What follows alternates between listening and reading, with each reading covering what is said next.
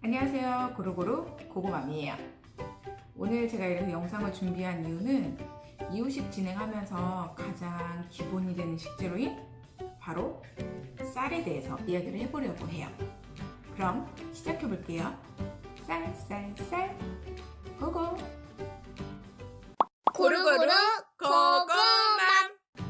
이유식을 만들 때 가장 기본이 되는 식재료인 쌀.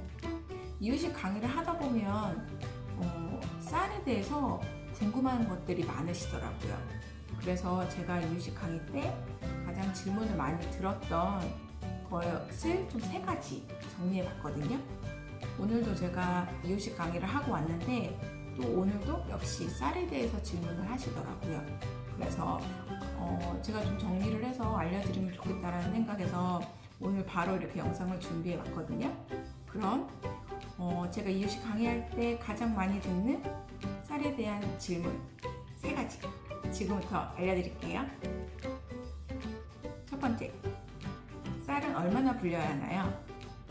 우선 쌀을 불리는 이유는 가열시 열 전도를 좋게 하기 위해서인데요.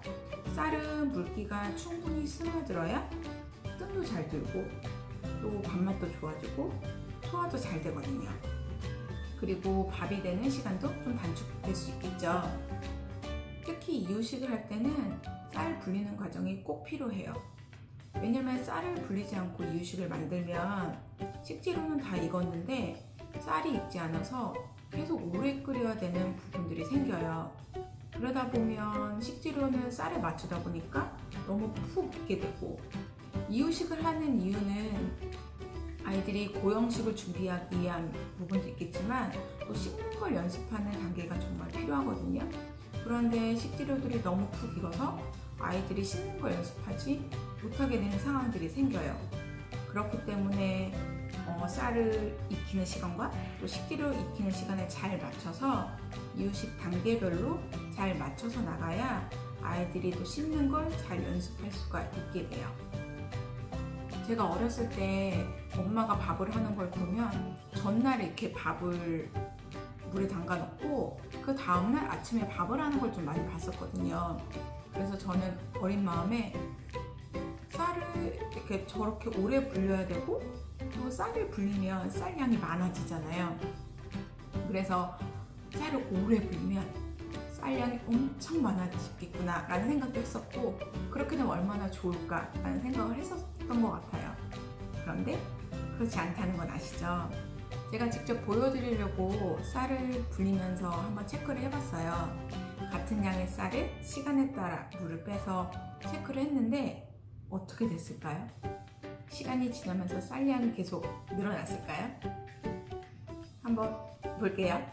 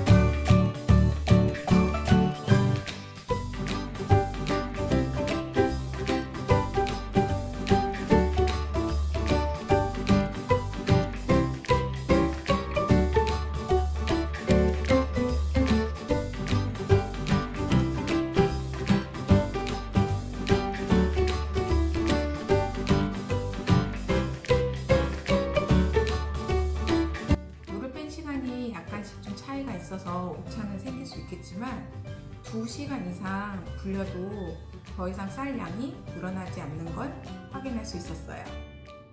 쌀은 30분에서 1시간 정도 불리면 충분하고요. 대신 좀 날씨가 더울 때는 30분 정도 더 불릴 수 있고, 또 상온보다는 냉장고에서 불리면 좋고요. 오히려 쌀을 너무 오래 불리면 쌀 속에 있는 영양분들이 좀 파괴된다고 해요. 그래서 쌀은 30분에서 1시간 정도 불리는 걸 고구맘은 권장하고 있습니다. 여기까지 조금이라도 도움이 되셨다면 좋아요 꼭, 구독 꼭 눌러주세요. 두 번째, 이유식을 만들 때 쌀가루, 쌀, 불린 쌀 어떤 걸 사용하나요? 저는 초기 이유식 만들 때 쌀가루를 많이 사용을 하거든요. 근데 제 영상을 보거나 제가 이유식 시연할 때 쌀가루 말고 쌀이나 불린 쌀은 몇 g을 사용해야 돼요? 라고 질문을 많이 하셔서 이렇게 두 번째 질문으로 가지고 왔어요. 저는 초기 이유식 만들 때 쌀가루는 한 10g 정도, 그리고 쌀로 할 때는 12g, 또 불린 쌀로 할 때는 15g에서 한 17g 정도로 맞춰서 알려드리고 있어요. 이건 제가 많은 테스트를 해서 정리한 중량인데요. 약간의 오차는 있을 수 있다는 거는 좀 감안해 주셨으면 좋겠어요. 요즘 쌀가루는 다양한 브랜드에서 나오고 있는데요. 저도 이렇게 쌀가루, 고운 입자 이런 쌀가루하고 또 중기도 쌀가루가 나와요. 제가 중기에 사용할 수 있는 이렇게 쌀가루가 나오고 있거든요.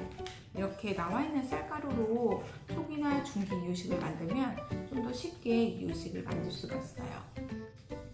저는 주로 쌀가루를 사용하지만 쌀이나 불린 쌀 중엔 어떤 걸 선택하는 게 더 좋을까요? 라고 저한테 질문을 하신다면 저는 쌀을 권장을 해요. 그 이유는 같은 양의 쌀을 같은 시간 불리더라도 불린 쌀의 양이 항상 같게 나오진 않아요. 예를 들어서 30g의 쌀을 30분을 불렸어요. 근데 어느 날 체크해보면 예를 들어 한 40g? 또 어떤 날은 뭐 42g, 뭐 43g 이렇게 다르게 나올 수가 있거든요. 그건 그날의 쌀의 상태라든지 또 온도라든지 또 내가 물을 충분히 뺐는지 안 뺐는지에 따라서 불린 쌀의 양에는 다르게 나올 수가 있어요. 그렇기 때문에 저는 쌀로 중량을 맞춰야 아이한테 제공하는 그 쌀의 양이 항상 일정하게 유지가 되거든요. 그래서 저는 불린 쌀보다는 쌀로 중량을 맞추면 불린 쌀이 40g이 나오던 43g이 나오던 그런 건 신경 쓰지 않아도 해서 좀 더 편하게 이유식의 중량을 맞추실 수가 있어요. 그래서 불린 쌀보다는 쌀로 진행하는 권장해드리고 있고요. 이 부분들은 진행하시면서 좀 더 편한 부분으로 선택해서 진행하시면 돼요. 세 번째, 쌀은 어떻게 씻나요? 예전에 드라마에서 쌀 씻는 장면들이 나오면 정말 빡빡빡 씻었거든요. 빡빡빡 정말 깨끗해져라 하고 생각하면서 씻는 것처럼 정말 빡빡 씻었는데, 그래서 어린 마음에 쌀은 저렇게 정말 빡빡 씻어야 깨끗해지는구나 라고 생각을 했던 것 같아요. 예전에는 도전 기술이 발달되지 않아서 그 쌀 표면에 이물질들이 좀 많이 묻어서 그렇게 씻어야 되는 경우도 있었는데, 요즘은 기술이 많이 발달돼 있어서 그렇게까지 빡빡 씻을 필요는 없잖아요. 여기서 질문 하나. 쌀은 찬물로 씻을까요? 따뜻한 물로 씻을까요? 너무 쉬운 질문이었죠? 쌀은 찬물로 씻어야 되죠. 왜냐면 따뜻한 물로 쌀을 씻게 되면 쌀 표면이 좀 어설프게 익을 수가 있어서 수분의 흡수를 방해한다고 해요. 쌀을 씻을 때 쌀을 먼저 넣고 그 다음에 물을 넣는 경우들도 많이 있는데요.